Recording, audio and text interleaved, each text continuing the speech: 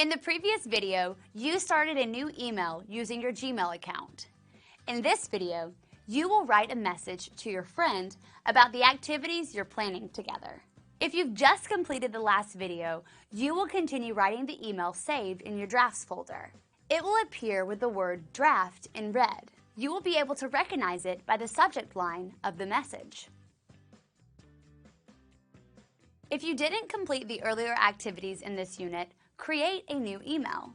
Think about the types of activities you might want to do with a friend, such as going to the movies or getting dinner at a restaurant.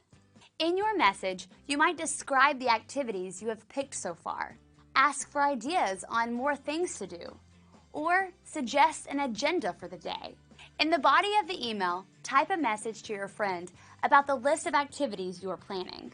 Tell them about your ideas and ask for their thoughts.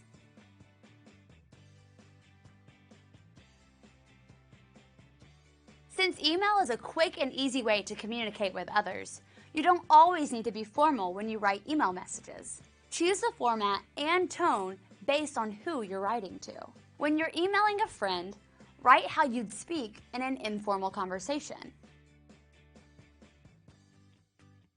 If you're writing an instructor, boss, or community member, you may want to use a more formal tone. Include a greeting, message, and a closing.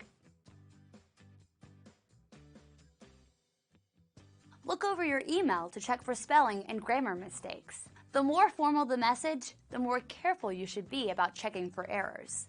In this activity, because you're writing to a friend, be more casual.